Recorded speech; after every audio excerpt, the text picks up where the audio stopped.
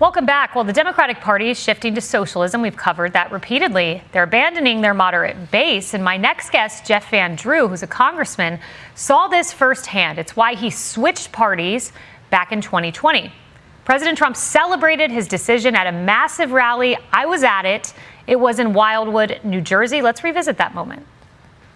Jeff had the guts to defy the left-wing fanatics in his own party and to stand tall in defense of our Constitution, our freedom, and democracy itself.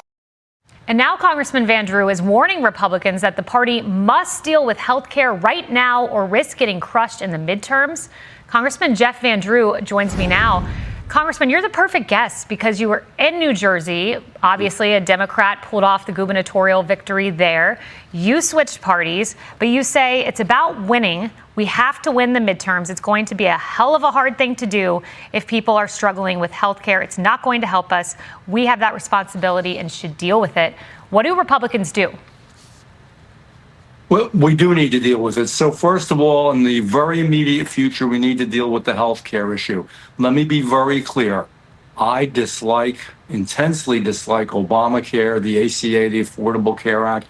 Do not like it. It is a failed experiment. It is very expensive. The prices keep going up, and it's been a huge windfall of money for mega insurance companies. It stinks. However, if we don't have a very cohesive plan, and I think we're going to hear from the president relatively shortly, I'll bet you within a matter of days, because I know I've spoken to him. He's aware of this as well.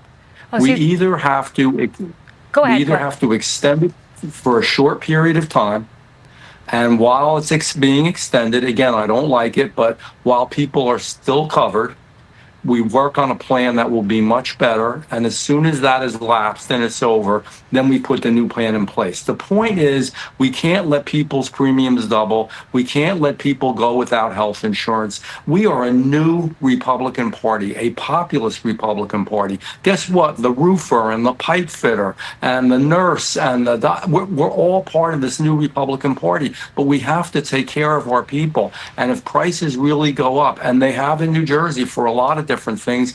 Literally, the Democrats stole what should have been the Republican theme in New Jersey and said that they were going to be the ones to control prices. They would stop it. You hear them talking about affordability. They are the cause of the affordability problem. The Democrats are the cause of the affordability problem we have, but they are smart politicians, and it wouldn't be beyond them to steal that issue and drive it home to get the majority in Congress.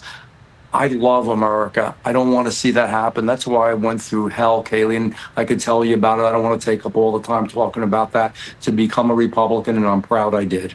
Yeah, well, these are very wise words, extremely, and I hope Republican leadership listens to you, and it sounds like we will hear from President Trump on this.